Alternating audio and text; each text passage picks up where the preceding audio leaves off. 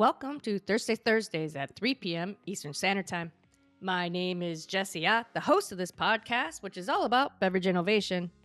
I talk with innovation pioneers from agriculture to glass. Thank you for listening, and be sure to subscribe to be notified of all new episodes. Welcome, everybody. This is Jessie Ott, and I have Mara Smith here today with Inspiro Tequila. How are you today, Mara? Good. How are you, Jessie? I feel honored you're with me. You're like the online celebrity. You're on TV. You've done a lot of podcasts. I feel very fortunate that you're able to take time out in this busy season to chat with me. Thank you. I appreciate that. My kids would laugh, saying that I'm any type of celebrity. But yeah, thanks. Well, you are to me. I think it's pretty cool, the outreach that you're reaching and getting on TV and doing recipes and whatnot. You know, I think it's, I don't know, is it outside of Chicago too? I know there's been some morning shows and whatnot, so that's good news. Yes. It just depends on the market and like podcasts. The reason I love going on podcasts because I'm a huge podcast listener. So I usually just reach out to all these podcasts that I like and listen to, just like I reached out to you. Because I'm like, oh, I like this podcast. I'd love to be on it. So that's kind of how all these podcasts come up. It's just because I have to, like, my queue of podcasts to listen to. I have like 100 in queue right now. I know. So I know. My wife and I are driving to Florida, and we're going to take 3 days. And I'm like kind of bummed because we're driving separately because we're taking a lot of stuff. But I'm like, oh, good. I get to catch up on all my podcasts I haven't listened to in so long. I'm actually really excited about it. Yes, Yeah. I know. We just had a road trip to see my son at school this past weekend. So I was like really excited. I was like, okay, how can I get through as many? And I listened to them on double speed so I can get through as many as 100%. possible. You can't wait, not in normal time. You got to speed it up for sure. For sure, absolutely. So where are you calling from today? Are you in the Chicago home there today? Yes. Nice. Here in Chicago. Nice. Has the fall kind of hit yet? You know what? We've been really fortunate, although today's like cloudy, a little cloudy, Yeah. kind of rain overcast, but it's been really nice out, like not heavy jacket weather, surprisingly, for, November. Yeah, for November, for Chicago. Huh. Believe me, I've flown through there and been there plenty of times, being from Iowa. It's not fun. Oh, that place is so cold. I'm cold in the summertime there. I wear long sleeves. It's ridiculous. So are you from Chicago? Yes, born and raised in the Chicagoland area. If you can hear from my very Midwestern accent, most people can hear it right away. But yeah, I was born and raised in the northern suburbs of Chicago and came back here. Nice. When you say came back, did you go to school somewhere else or? Well, I went to undergrad at University of Illinois in Champaign. Then Okay. I came back to Chicago for law school, so have not left since. Nice. At which law school did you go to? I went to Northwestern. Northwestern. Nice. Okay, that's cool. That's a great school. It's like one level below Ivy League, right? I mean, it's pretty esteemed. It was a great education. It's super intense, but I loved every minute of it. Yeah, I had some other they're not a couple, but they were met in law school, and I can't remember if it was U Chicago or Northwestern, but they are now in the business and went through that whole process too. It's pretty intense. I mean, it's crazy. Prepared me for entrepreneurship. Pretty intense as well. Yeah, and it's on all the time, and you got to read the fine print. I always wanted to be a lawyer, and then they're like, Jess, you have to read a lot. And I did an internship at an insurance company because by then I was like, yeah, right, I'm just going to be in real estate. And I'd fall asleep reading those contracts, so I'm like, yeah, I don't think that's for me either. Can't do it. I don't have the brain for it. It's not a brain. I think it's just a discipline of like sitting, and being able to like just sit and focus and read kind of more boring material maybe for like a long period of time. I'm too borderline ADD for that. I was happy to hear my wife's boss, she's like on this like ADD's, I don't know, it's on a spectrum. But it's just, I guess you have it or you don't or whatever. Yep. Anyway, I leave cupboards open. I'll go into the kitchen and I'll do my thing and I'll leave cupboards open. And she gets so mad at me and I'm like, what? I'm working. And then I found out that that's a thing because her boss does it too. I mean, Yeah, no, you there's don't a real always. correlation, like executive functioning, like just, organization, planning, things like that. Yes, I have Yeah, family I'm a. members who do Yep. this, so I totally can appreciate and understand that. I come from the opposite. I'm like, I love lists and organization. Like that is like my happy place. So, I wish. I'm a high visionary, like off the chart visionary, and that's a real challenge for me. But you need you lots of get different skills. you figure it Yes. out. You figure it out until you can hire people to help you. What kind of law were you interested in? Yeah. So when I practiced, I was at a really large law firm in Chicago. Right out of law school, I went to the big law firm thing. Had lots of law school loans to pay off, so I went to the big law firm, and great experience. Like you get thrown in the fire really quickly. I was doing commercial real estate, a lot of REIT work, selling huge buildings, and also doing like securitization work. So really exciting, great, big, fun deals. Um, and that was like first chapter of my career, and then then pivoted to the corporate strategy group at McDonald's Corporation. Oh, that's interesting. Mhm. Oh, Yeah, what? it was a significant change. So my undergrad was in business. I have a business degree, and I actually got my CPA before I went to law Oh school. my So I got God, you got your my CPA and your law degree. Yes. So I Oh graduated in man. accounting, got my CPA, went straight to law school. So when I was at my law firm, I got married while I was there, and I had started thinking about having a family. And Right. then all of a sudden I looked around, I'm like, wait, there are no female partners in my like entire department. So I really had no role models at the time to look to see how I could possibly manage large law firm life with having a family. It kind of didn't occur to me until then. But so at that time, the option was really just to go part-time. And it wasn't a great option. I hope things have changed since then. But it meant really you work full-time, you just get paid for part-time. You're off the partnership track. And I like work my butt off to be on like partnership track. That's And you don't get crazy. those big, fun, sexy deals. You get like very kind of routine matters. So I was like, I had such a great experience. But that's not going to work for me. So I decided to try the business side and go and not practice law at McDonald's Corporation, but go on the business side. So I joined their corporate strategy group. And it was kind of right when I was getting started. So just opened my eyes to a whole lot of other things. We're like studying consumer trends and customer insights and just ideating new concepts and ideas for the Yeah. company. So it was And that's a really mass. fascinating. You're talking mass amounts of people all over the world at McDonald's. I mean, Yeah. different flavors and different cultures, and how fun. That actually would have been really, really fun. It was cool. I actually got to travel internationally quite a bit. So it was just interesting because like every McDonald's is like, they're all different. They'd have different menu items. They're, like just based on the, certain locale. So it was really cool. A very interesting, Yeah. job. And also I think all of a sudden my entrepreneurial spirit maybe was sparked there because I'd never contemplated like starting my own company until then. And I'm like, oh, this is cool. Look at all these different ideas and concepts and, things that I thought I could do better, maybe than how someone is running something else, not at McDonald's, but like just different concepts we were looking at.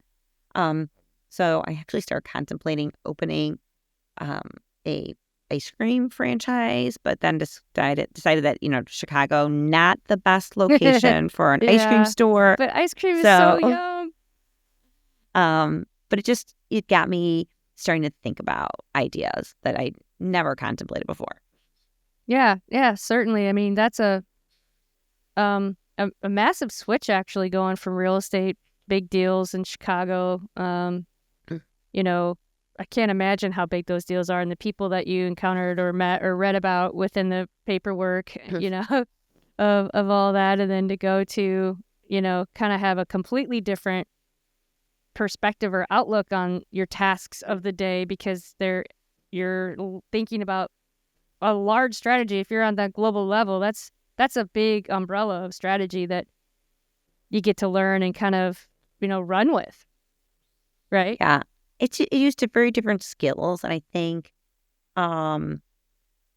just working inside corporate is just different. Law firm is like you're billing by the, 8-minute increment of your day. So it's like efficiency and things like that.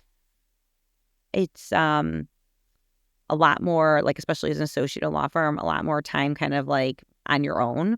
Yeah. Because you're doing, preparing, you're doing documents or marking up documents or things like that, as opposed to like the corporate side where it was much more interactive. Yeah. A lot of meetings, a lot of presentations, things like that, more group work than when you're, practicing law. Yeah. That sounds like a little bit more fun. The closest I got to law was when I was living in New York City and I got some temp work.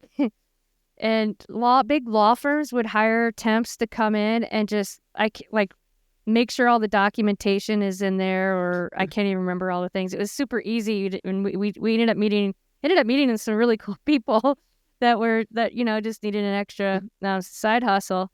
But so I can understand that I learned a lot about how big these law firms are, and the billable hours that they have is pretty incredible.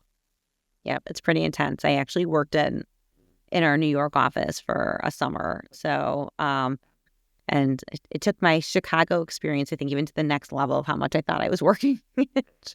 Yeah.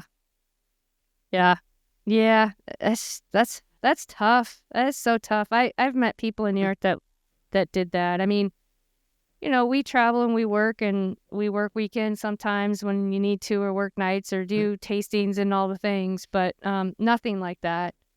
Well, depending, but I would say I think maybe now like as a founder, I work more than I did at the largest law firm in Chicago. So it doesn't stop. My hours are unlimited. Yeah. But it's fun work. It's not for someone else, right? I mean, it's not always fun, but at least, the end goal is like, this is a company that I'm building.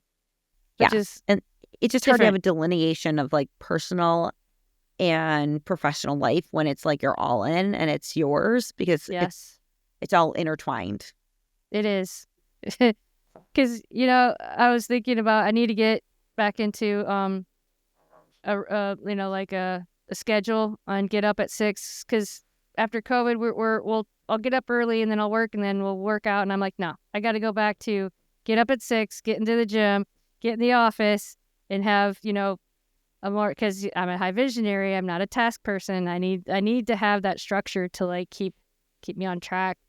And I think that would I'm actually pretty excited about, maybe I'll get a lot more done. But then you work all the time, and it's like, oh, Saturday, is it Saturday or Sunday or Monday or Wednesday? It doesn't matter because every day is the same.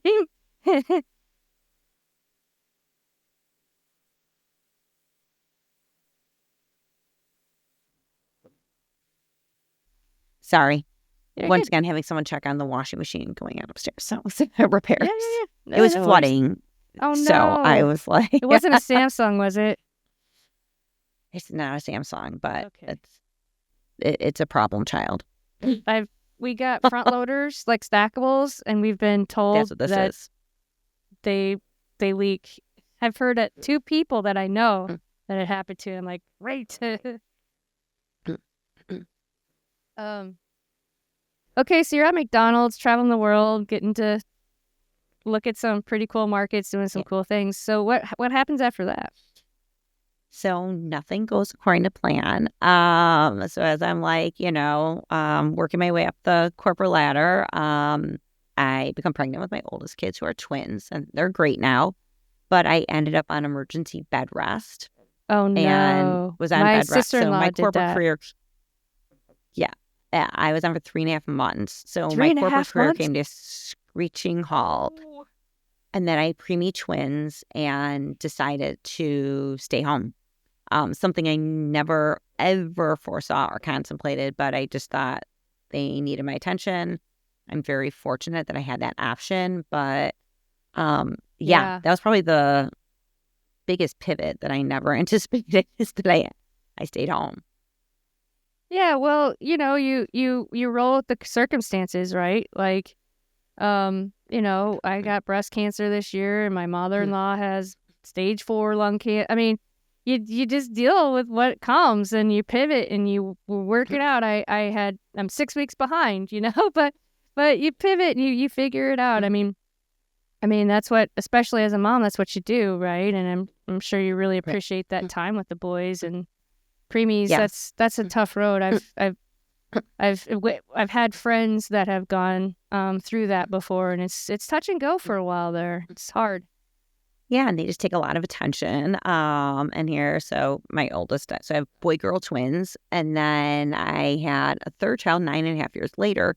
So I was actually out of the workforce for a very long time. Still working, just out of the traditional workforce. Right. Still working very hard. So I was out for like over 16 years before I got back in and started a company. Oh, wow. That's a long time. So you were able to stay home. That's great, though. I feel like I got a lot of different, just like opportunities. So here I had this great opportunity to be home and, here raising my kids for a long time. I think part of that is that when I'm in something, I'm like all in. And I think I'm actually terrible at balancing things. So they talked about my hours now and my hours like working in a law firm. Like, I'm really good at being myopically focused on like getting one thing done and being totally in. And I think that's how I was also as a stay-at-home mom. Like I was never bored. It took a ton of my attention. I was like super, honed in on that part of my life. Well, you got to experience it all already, right? You got 2 amazing different careers that, and all the education that you were able to receive and get. And so not everybody can say they've experienced all the things. And now you're an entrepreneur. Who would have thought? Seriously, yes. Well, it sounded like you kind of had the bug there. It was implanted maybe in the McDonnalds time frame. I think the things that kind of led to this, one, hearing that I'm not great with authority, which is probably accurate. So I'm better running my own company than probably working for someone else. I understand. I have my. That's good though. That's good. Because for me, I just didn't want to work for anybody else because I just got tired of it. I just got it's a burnout. You're like, yeah, but I can do it better, or I can do it different, or I can do it this way. And totally. I think it's, also, listen, I was coming back in the workforce after being out for a long time. Yeah. It is not easy for women to re-enter the workforce. I didn't know like who would hire me, what I would do. I'd been out for like that long that I really, I'm like, instead of knocking down someone else's door, I'm like, I'm going to build my own door. Like the only vision I could see of like how I would get back in is me starting something on my own. So I think that was like kind of the second piece of that. I think the third thing is I feel like I just wanted to build something. I wanted to see something that I built, like a company that I built. I knew it was going to be product-based because I like literally wanted like a physical representation of that. So I just had that drive to like actually create something and see it. I think every stage of my life has had like different types of learnings, and I'm just intellectually curious. I like to say I'm a learn-it-all, not a know-it-all. Like I just like to absorb information and learn. And this was a completely different area, and I'm constantly learning. Like every day I'm learning something new. Yeah, I am too. I've been in the industry for 20 some years and I'm still learning. What happens out in our in our industry, if you're lucky enough, you can get hired to get in different positions and learn different roles and different things. I went into I was in field marketing, jumped in, did some analytics, and then kind of jumped into the brokerage side, and no one would hire me. I mean, I didn't really try that hard because I kind of knew I was going to do my own thing, but it was like I wasn't out of the workforce for 16 years like you. I mean, you have obviously a lot of degrees and great work history, but it's still kind of, frustrating even just being in the industry and how hard it is. And then there's so many aspects of it to learn. Like I'm learning, duty free and cruise lines a little bit now. So I'm expanding, outside of just calling on the military, which is exciting, but it's still a learning curve. There's a lot to learn. And I think that's, that's an exciting part of the industry. Yeah. And I actually think in this particular industry in spirits, degrees and things like that, I think are less relevant than industry experience. Oh, yeah. That's one of the things that I saw as the hardest things to overcome is coming in as an outsider. You've been in for so long. So many people grew up in the industry and have been in for so long. So to be taken seriously in the industry coming in as who are you and where do you come from, and you don't have industry experience, it's really hard. I feel like I had to I did my homework. I wanted to come in prepared. There's always more to learn. As you said, you're still learning, but I really did a lot of due diligence to make sure that I was well prepared. And also tried, becoming involved in industry organizations and things like that, because I had to build a ton of credibility.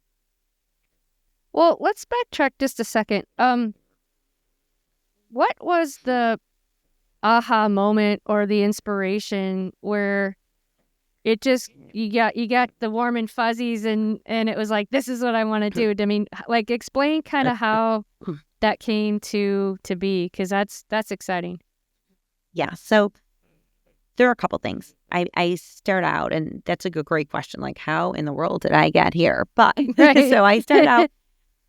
I knew I wanted to start a company. I knew it was going to be in food or beverage. I'm just a super consumer. I love the category. I like taste testing, mostly in the better for you.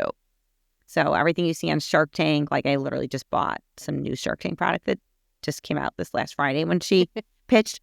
I taste test them, or walking the floors of Expo West. So this is just an industry that I've always been really fascinated with. And I was looking at different concepts, and I was thinking of what kind of product it would be. And I just kept coming back to tequila. I'm I feel like there's something here in tequila. At the time, this is end of 2019 to beginning of 2020. I had impeccable timing and founded a company in February of 2020 before the entire world shut down. But it gave you time to, you weren't needing to sell anything at that point. So it was a great time for you to kind of, just learn. Prepare. Yeah. Yes, and learn. And the reason it became tequila is really, at that point, I'd been a tequila drinker for a while. I was drinking tequila because I thought it was something just better for me as far as an adult beverage goes, just a better option. I don't know. I like wine, but it just does not like me as much. I would wake up in the middle of the night. I didn't feel good the next day, because the sugars. So I started discovering tequila, I don't feel as bad. And it felt I love sweets. Like we talked about, I love food. I love trying products. I don't love drinking my calories or sweet drinks. I like to eat sweets, but not drink them. So I understand. So that's how I started drinking tequila, mostly just tequila soda. Then I learned two things. One, everything I was drinking had additives in it. So sweeteners, artificial sweeteners, coloring, glycerin. I was what? I thought this was a better for you option. I had no idea. As many consumers still don't know. Yes, they're just learning. I don't eat aspartame in my food. I don't eat artificial sweeteners. So I didn't want it in my drink either. Right. 100%. And all these women kept telling me that they're tequila drinkers. And more women like, yeah, I drink tequila. That's what I drink. I'm like, really? All these women drink tequila?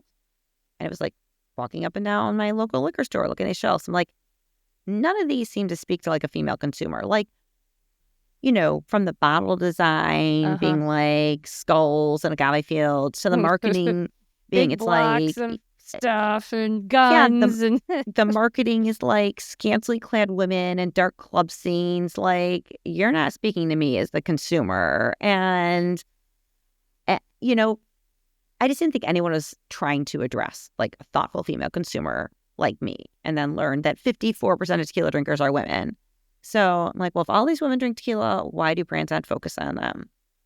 And focus on them in like a really authentic way. Like, I was like, people I know like want like good quality craft tequila, full ABV, like not dumbed down.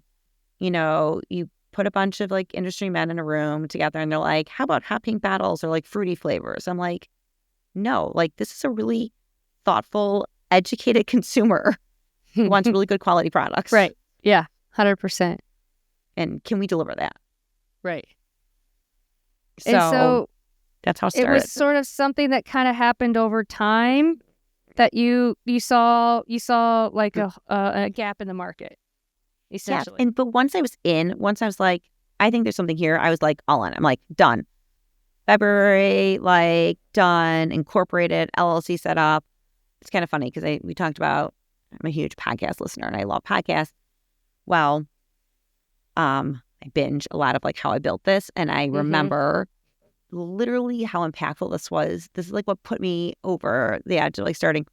I listened to the episode on Dave's Killer Bread. And I listened to it. I was like, oh my gosh. I'm like, if he can like come out of jail and start a company, a successful company, I'm like, this mom coming out of like stay-at-home mom mode can like start a company. Like, that Absolutely. was like literally what drove me. I'm like, to believe that like, you know what, I think I could do this. Yeah, absolutely. And so what was your first like foray? I mean, did you just go start tasting tequilas, or did you start researching like the additives and like all the different? I started researching first. Ton of due diligence. Well, one, I couldn't get to Mexico because then everything closed down for COVID, right? So there were like a number of steps to this. I wanted to learn about the history and production of tequila making. So I took a course offered by the CRT in Mexico to understand the production methods and what the different alternatives are and expressions of tequila and all of that. Yeah. I started reading like every book I could find about it on tequila. I listened to like every podcast. I was listening to all the the tequila people who have podcasts on it.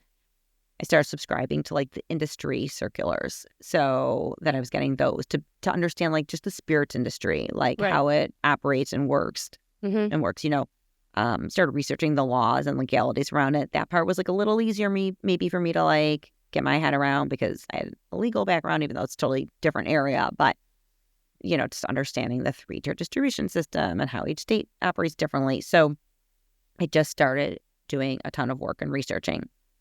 Then I needed to find a distillery and a master distiller. So I knew for me that I wanted a female master distiller to bring this to life. Like if I was going to do this, it was not going to be this like one woman figurehead and everyone behind me is like industry, men.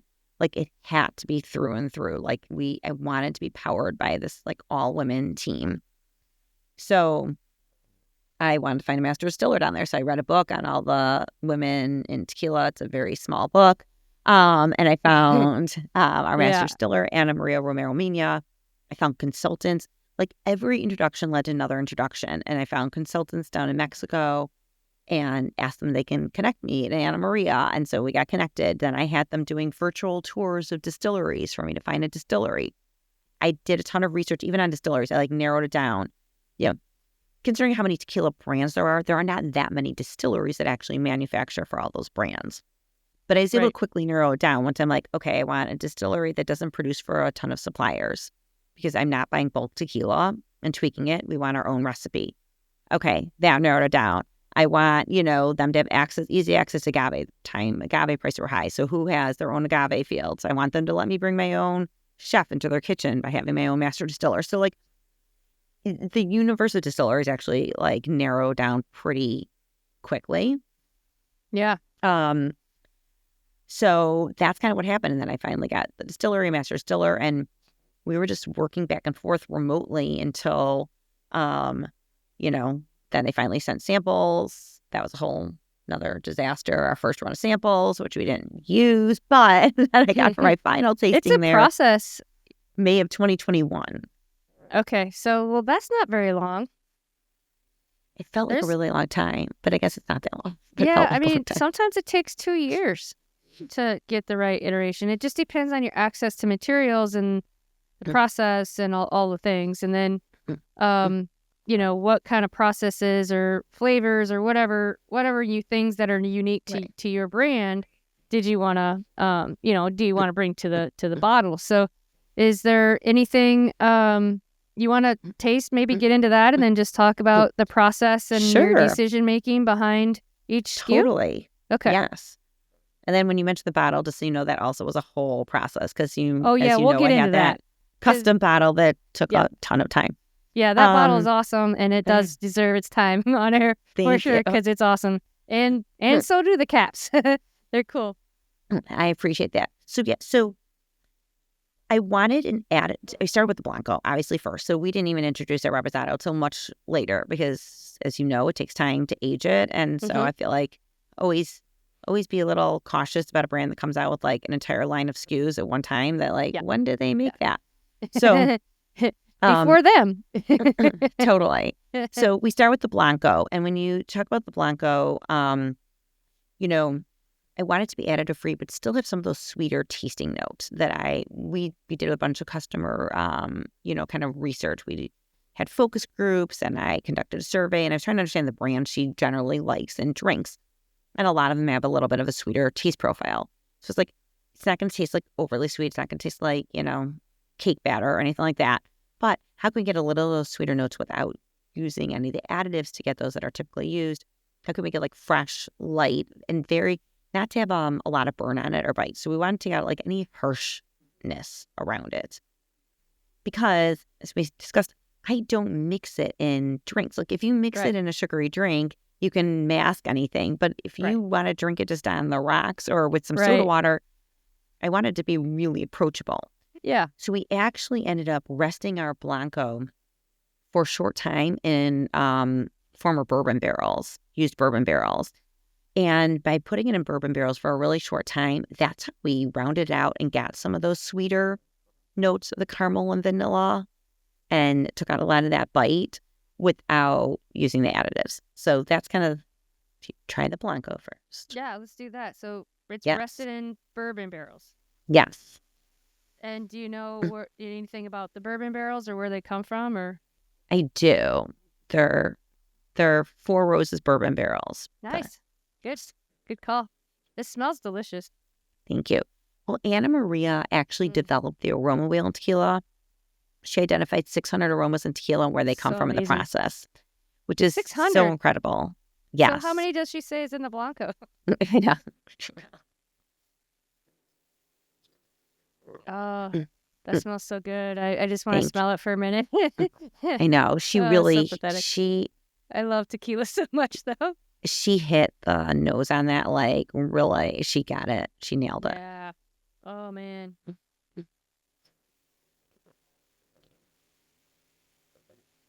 I can see the legs on here. You're right. It does have that sweeter notes to it, but it's not overpowering, overwhelming.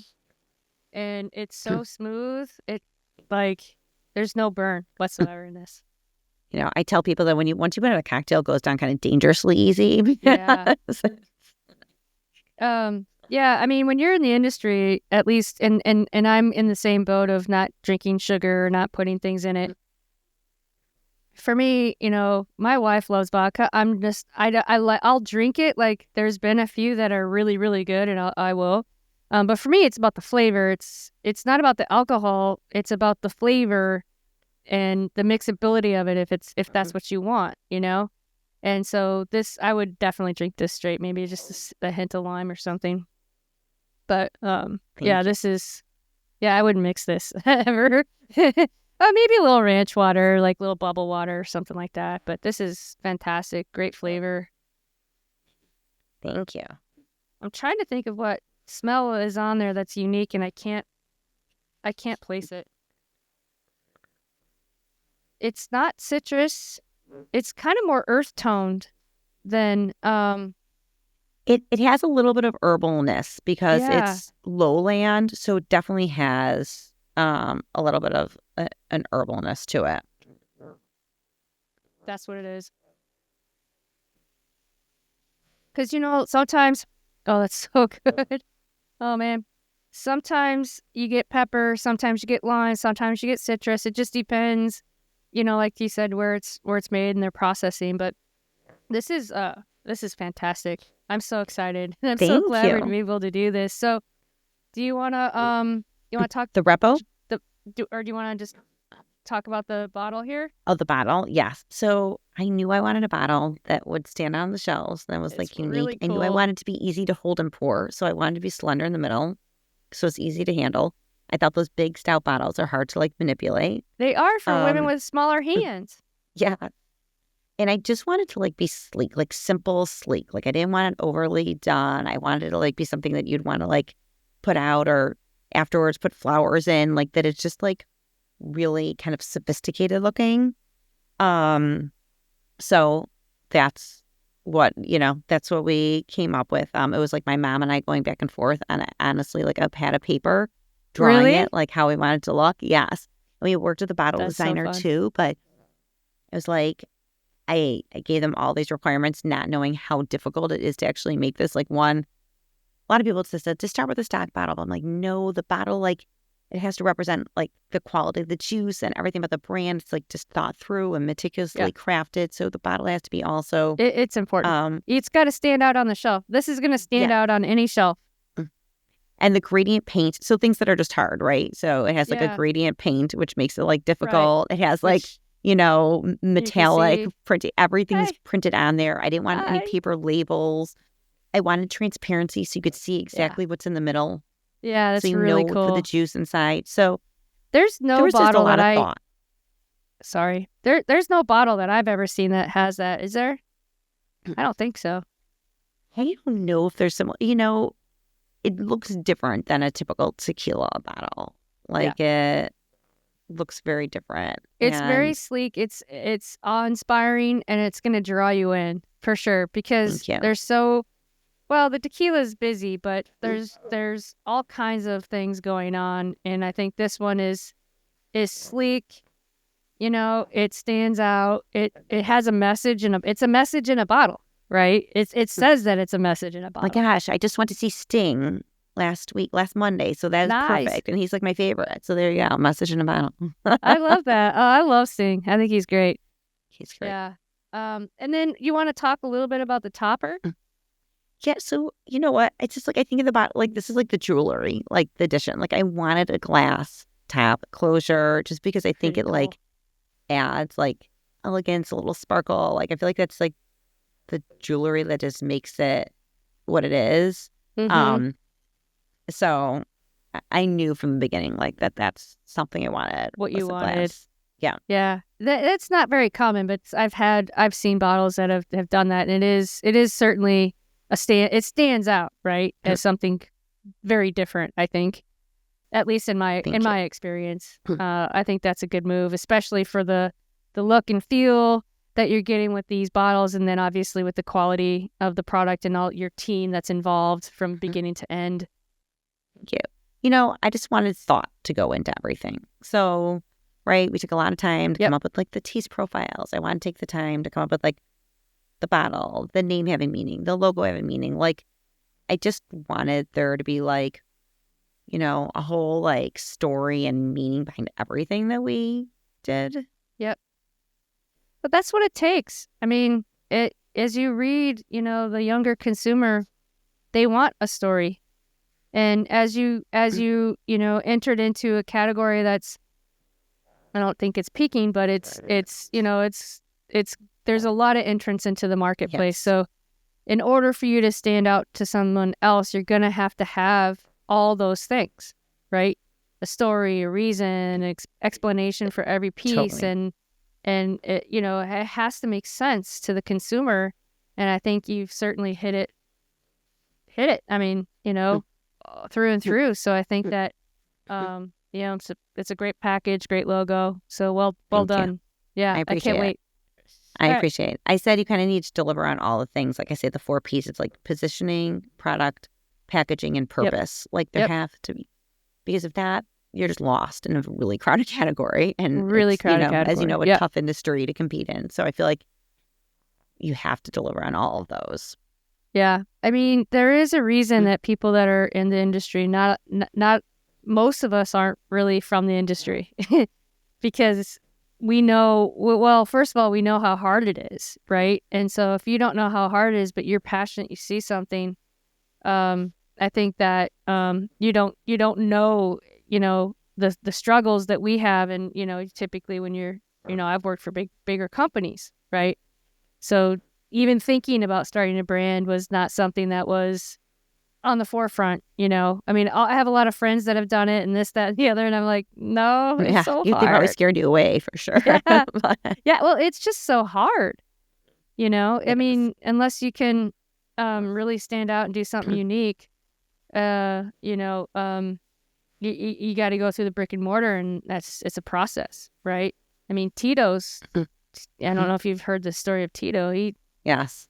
He wasn't an overnight success, that guy. I know. I'm gonna have to put it in my car and start driving around. But I know. So I think, do you have the Repo there too? I do. Right here. Oh, okay. This pretty little. Well, this one's really unique because this one's the first tequila aged in rosé wine barrels. Yeah, I can't wait to hear all about this thought process. So I had this great idea, oh my gosh, I love rosé wine and I love, tequila. So let's age the, tequila in rosé wine barrels.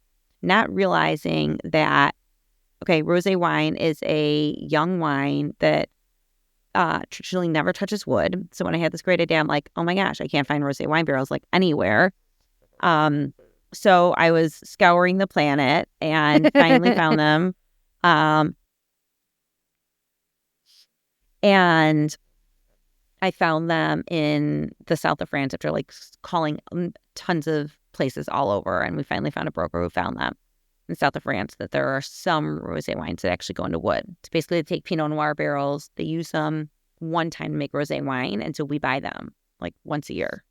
So it didn't come from the distiller. It came from you thinking about. Yeah, no. We found them. Wow. We own them. We bought them ourselves. I source them every year now. I can get them once a year. Just made such a unique expression. One, it's not just finished in wine barrels, but the actual whole aging process is in the wine barrels. So it doesn't go into American oak at all, only the French oak. And the color's all natural. So you see in the bottle, it has that rose gold hue. It's really, unique. Sometimes you see pink tequilas, but usually they're coloring them, but yeah, we don't. It's kind of hard to see with this big background, but I'll post real pictures actually. Thank you. But it does have a really pretty rose gold hue. It's light. Yeah. It's a lighter Repo. So you're going to want the nose on this is now that I know you love aromas, this one is just dynamic. It's amazing. It has a little more berry, more floral, and it's just a little less heavy and not as woody as a traditional reposado that goes into American oak. Yeah, there's no wood at all on the nose. It does have that herbal profile to it. Now, is this the Blanco that you're putting in here, or is this a different Blanco? It's the same Blanco, but it doesn't go into the American oak barrels at all. So, because our Blanco actually rests for a short time. So the Blanco goes into the American oak barrels to rest. Then we take the same process to make the Blanco, but we put this just in the rosé wine barrels. Just in the, okay. So it's not, we don't take our rested Blanco and put it in. We take our Blanco before it goes into American oak. because this one Okay. never goes into American oak at all, only French. And how long? It's going to be somewhere between 2 to 3 months. Like, Okay. because we don't use additives, it's going to vary depending on how often we use the barrels, how they've been cleaned.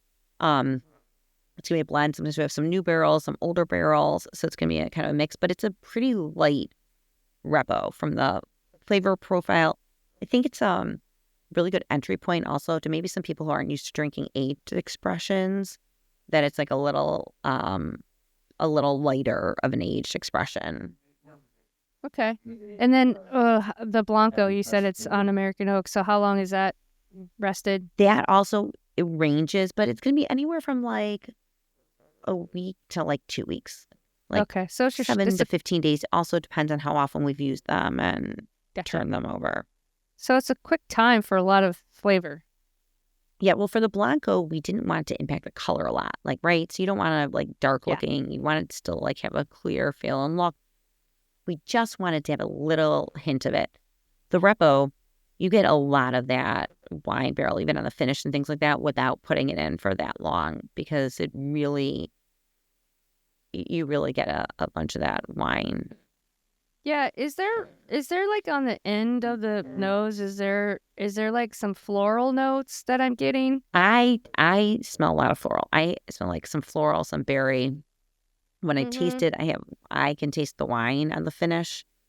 And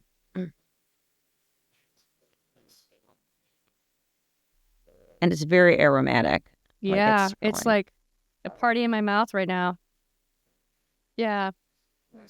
Yeah, I've never tasted anything like this before. I would definitely say that the rosé brings a whole unique experience to what you would consider, a normal Repo. That it's certainly a unique experience. And when I first read about how this is the rosé barrels, I was like, I gotta try this. This is obviously, you're on a podcast for a reason. I mean, you're doing something so innovative that it's so exciting, and you have an amazing story, and so I'm really excited to be able to experience this with you and talk through it, because it is really good. I really I'm a tequila drinker. I really like it, and yeah, it definitely has. It's got a great finish.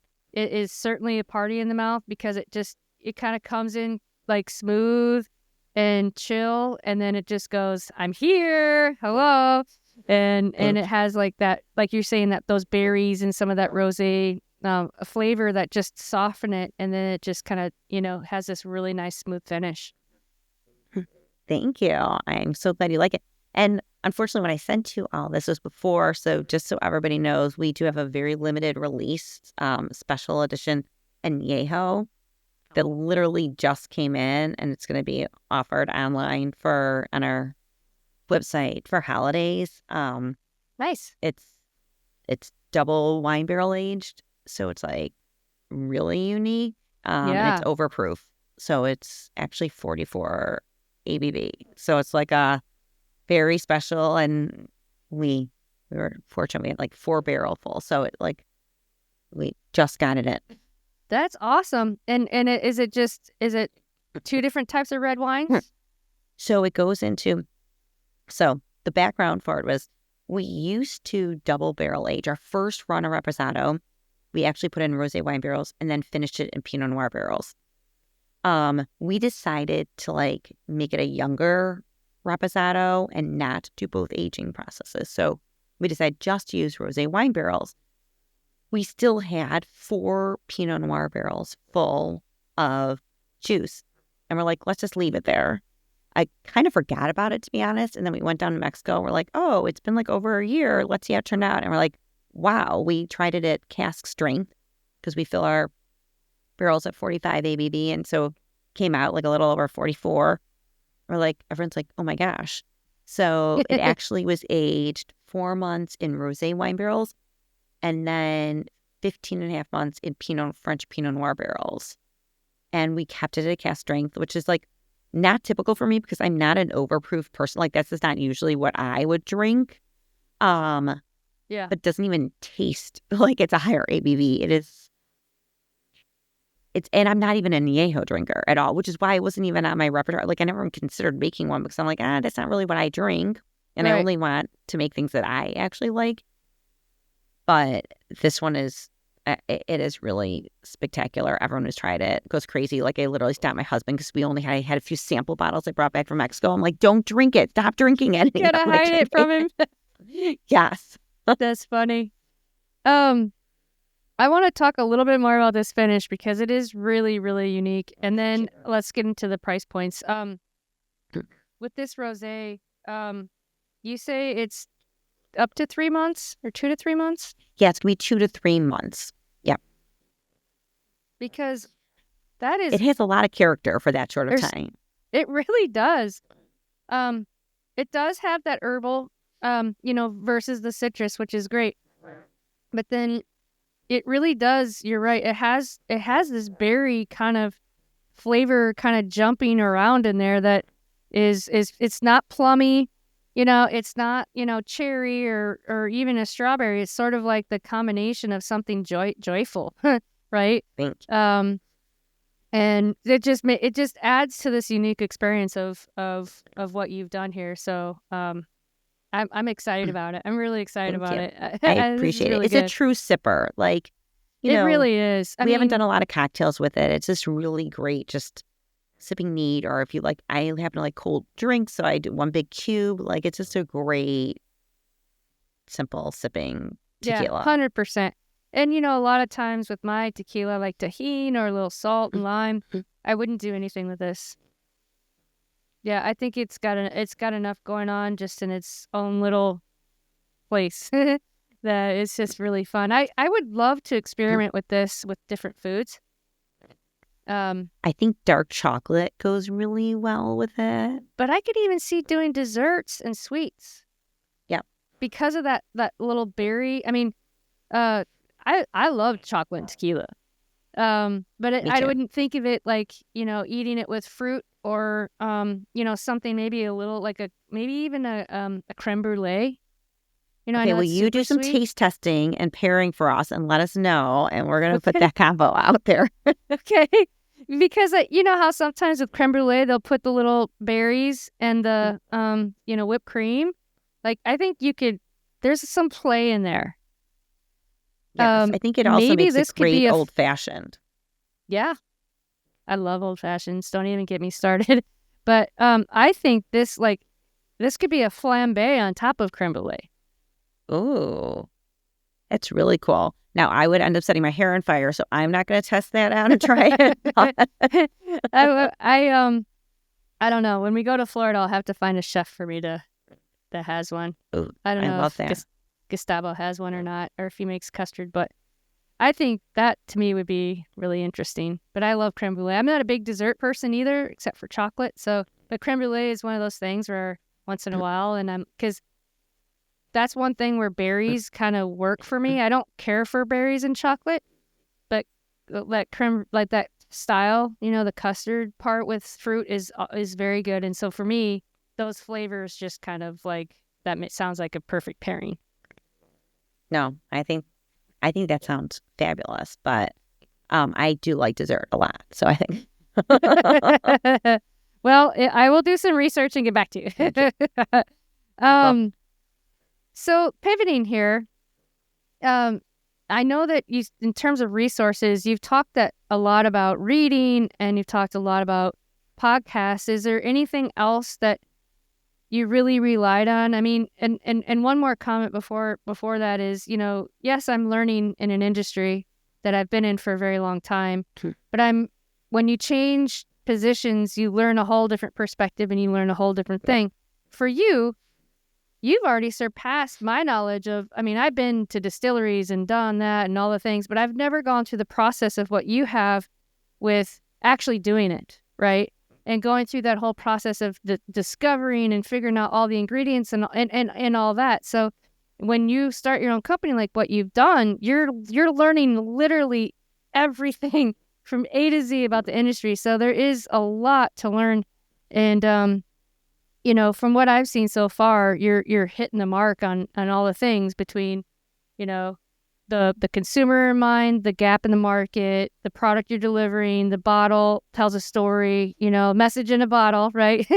and you're hitting on all the things. So bravo and congratulations, for what you're doing. So how is there any other resources that you want to mention that you haven't talked about?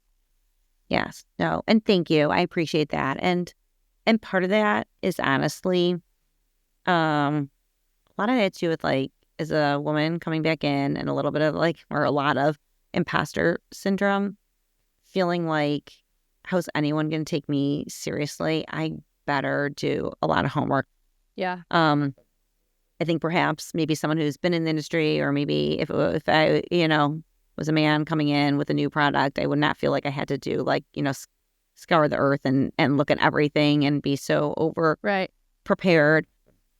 But he really thought it was going to be very difficult to have anyone really take me seriously as this mom of 3 coming in with a tequila company. So that is a lot of why I did a ton of work before I even said peep about that I'm starting a product, a tequila company. So I think part of that was my own kind of mindset coming in, why I did that.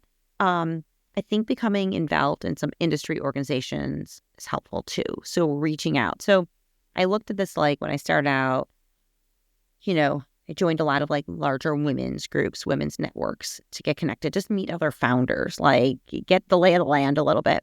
Right. Then I also went a little closer into consumer product groups, just CPG groups where I could meet other founders, see how they're doing things. I think some of them are doing things that are maybe more innovative than within the spirits industry. So I looked at CPG, but then I also had to build some community within the actual industry. So I became, pretty involved in Women of the Vine and Spirits. Yep. Met a lot of people who are there. Mm-hmm. I made a really conscious effort to meet other women with brands. I really am a believer that we're all going to elevate and lift each other up. I mean, literally my post today on Instagram was a woman-owned bar post and tagging all these women-owned brands, asking people to share it to try and put them on the radar. Because most of these brands are small, scrappy, great female founders, but don't have a ton of visibility. So I wanted to connect with other women in the industry because there are not that many of us, especially at the founder level. I think less than 5% of brands are owned by women. Yep. Probably. Most likely. Yes. More than I do. I got active became active in Discus. I applied to the executive leadership program that Discus offers through Women of the Vine and Spirits. So I could learn even more. I just graduated from that a couple months ago. And then it allowed me to meet industry people who are part of bigger suppliers and kind of understand that world. One of the first things I did, I actually became involved in WSWA and I applied for the pitch competition. So 2 years ago, I submitted, and this is really what I felt kind of felt like I had my welcome to the industry because That's awesome. I applied, went through all the different, stages to become one of the competitors in the tequila mezcal category, and I won the tequila mezcal category. Wow. And then I pitched live at WSWA in front of all the wholesalers in the country at their Orlando. That's incredible. So this was me coming in as a complete outsider, but I think then people saw that I had, come really prepared, done my research, and I felt like that was the first time I felt I was kind of brought in and, didn't feel like the outsider anymore, but I felt like I was kind of welcomed into the industry and got to know people and other founders. And I have amazing, great founders, both men and women, that we talk all the time and share learnings and insights. And I'll be like, hey, who did your gift box? I love it. And, get a lead or things like that. So it just takes just took a research and effort, following up, taking the time, doing that. And I hope I also give that guidance to someone else. I'm not that far along, but if someone reaches out to me hey, I'm coming up with this product, I'm starting, are you willing to talk? And I had recently a woman starting an RTD, just I know you don't have time. You're super busy. I'm like, no one has time. No founder has time. But will I make 30 minutes? Yes.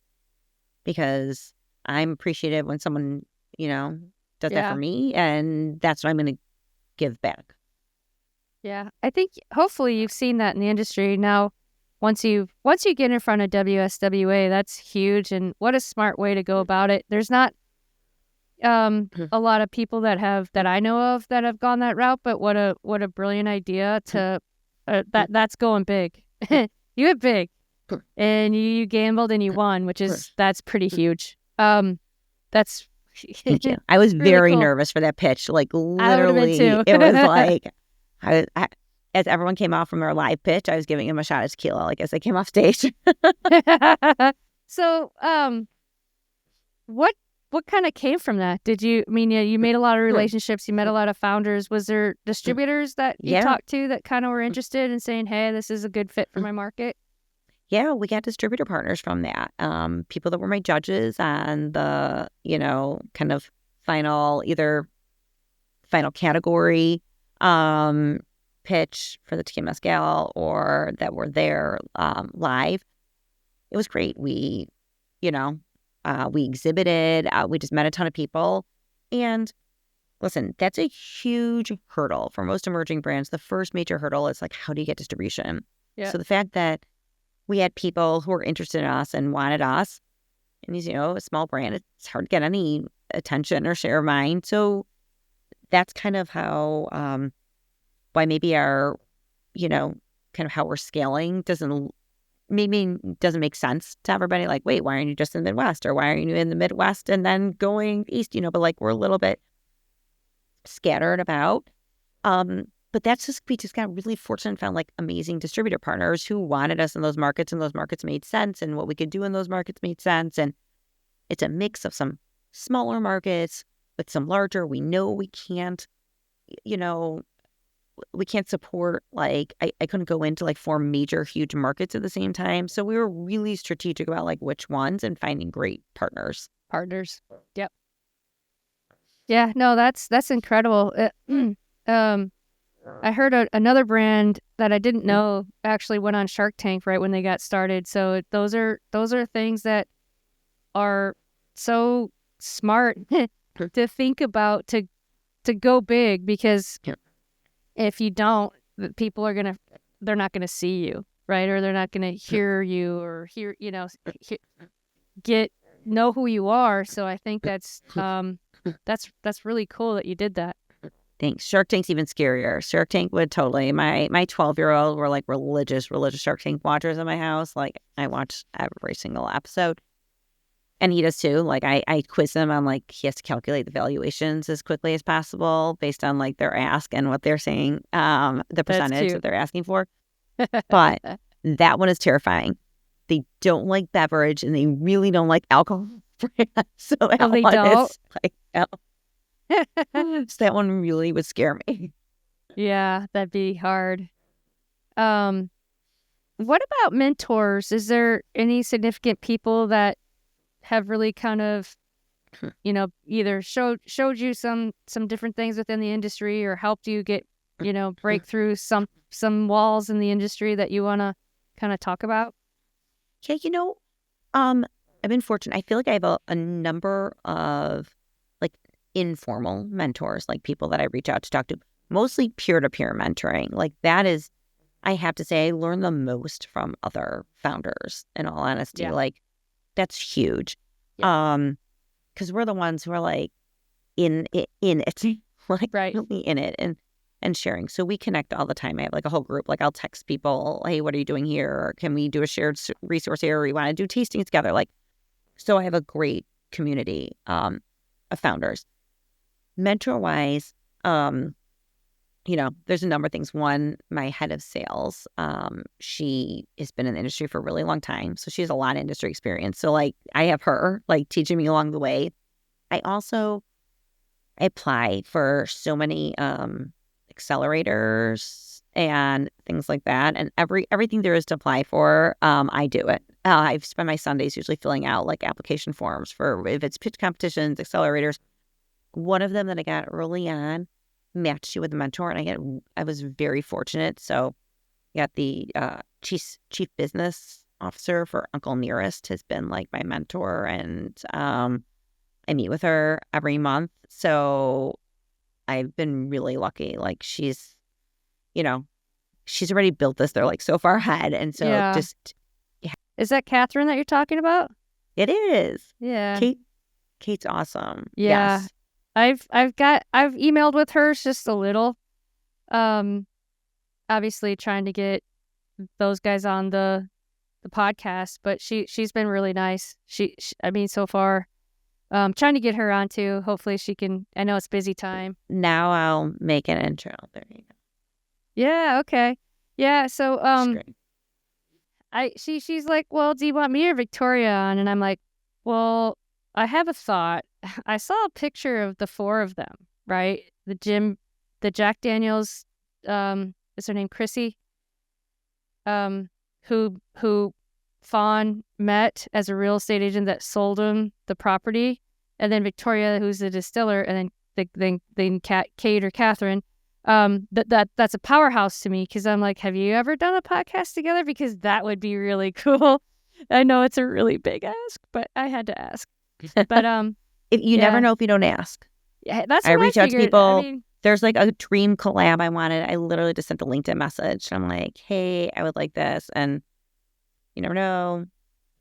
This person got back to me. Sometimes they don't get back to me, but like, if you don't ask, you never know. That's right. You don't ask, you don't know. I mean, you missed all the shots you didn't take, right? Totally. That's cool. Yeah, that's wow. That's awesome. Yes, they are a powerhouse team, and I can't wait to just learn from her too. Just in talking with her. That's. I'm so glad that you're connected with her. That's dream team right she's there. Great. Totally. That's so cool. Thank you. What about is there any? I know we talked about distribution as kind of a pain point because it's so important. But is there other pain points as founders that you want to kind of talk about that we haven't really? I mean, there are so many already? founder hurdles. I know it's kind of a hard question. Fundraising is always a pain point. Most of the women-owned brands I know are pretty underfunded. It's hard. Yeah. It's hard category. It's hard being a woman. You add all of these different layers on top of it, and it's just a hard. And as you know, it's an expensive endeavor, and and marketing and trade support and all the things you need funding. So I think that's a whole, that's a whole nother podcast. Yeah, I don't remember what podcast I was listening to, but this woman was not so much in the beverage industry, but she's behind raising money and capital for entrepreneurs.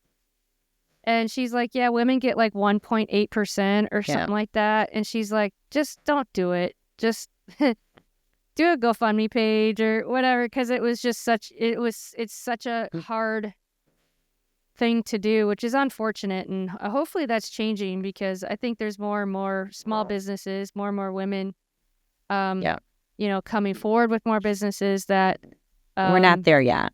We're not there yet, but we should be. I have a whole lot of reasons to back that up, but again, another podcast. I know. What about the outlook? What are you seeing as the market as it fluctuates and comes and goes? Are you optimistic about, finishing 24 strong in 2025? I think 2025 is going to hopefully, be like better in general for that. I think this is just a tough year for spirits. I think you have the big suppliers having tough years. When you have big suppliers having tough years, it's going to trickle down to the smaller craft brands, especially because it's very hard to get a distributor who has like a ton of pressure from the big suppliers right now to do much. But I think 2025, I think, there's probably some correction that was going on from COVID.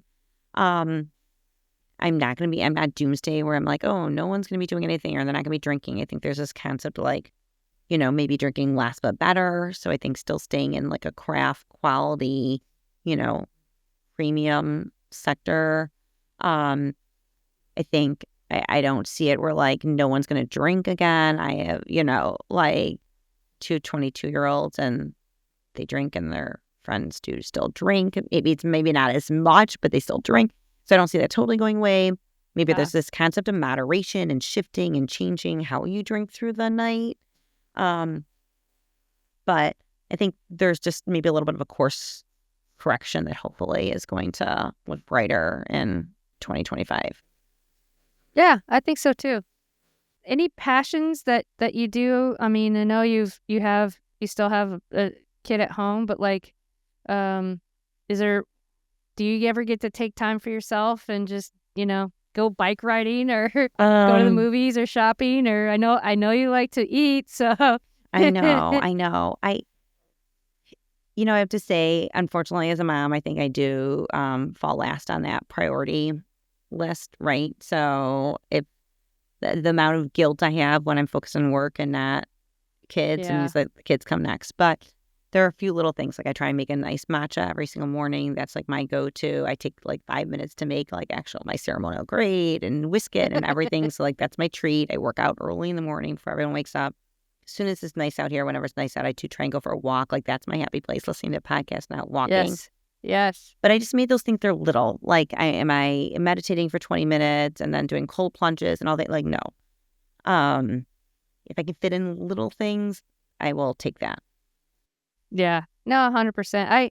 I need to meditate better and take breaks. I think I had I did a lean-in group for a while, and I had a couple of ladies come in from the Brain Health Institute, and I remember a couple of things that they said, and they're like, the difference between how a man thinks and a woman thinks is like this.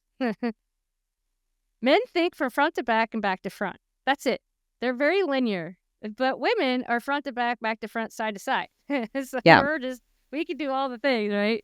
For men are just some more like, that's it. They can't help it. It's the way they're wired. Right. That's why we multitask so much more. Yes. And the second thing is you should be getting up for 5 minutes, 4 to 5 times a day, and take a break. Just set your timer and walk around, because your brain can't really handle all of it for a long length of time. And so, get up. They're like, get up, make some tea, walk around, go talk to somebody, I mean, I guess for us, it'd be like, go make a phone call. House. Watch a YouTube video or, something like that. But I don't do that. And sometimes I think back to that and going, oh man, maybe my memory would be better if I take more breaks. Take time to absorb the information. Yes, I'm sure mine would be too. Yeah, so I guess you just reminded me of that, with what you were talking about. So maybe we'll both start doing that at least a couple times a day. Yes. It's hard. It's hard to eat. Sometimes you're like, oh shit, I forgot to eat lunch. Totally. I run and put the wash in or whatever. So in between, there you go. Exactly. There you go. That's a break. Well, that's a break. Totally. And that's what you get from working at home, right? Oh, I'm going to unload the dishwasher. Oh, the dog needs to go outside, or we're going to go walk the dog or whatever. Well, it has been so much fun, Mara. Thank you. I'm so glad you spent some time with me, and I got to learn more about, how it all happened. And you got to drink. And I got to drink. I got to taste it. I'm so excited. Thank you so much. Like, I'm super pumped. Like, congratulations again, and I appreciate it. And looking forward to watching all your success. And if there's anything I can do on my end to help, just let me know. Thank you. I appreciate it. All right. Fantastic. Thanks, Jessie. Bye-bye. Bye. Produced by Fedora J Productions.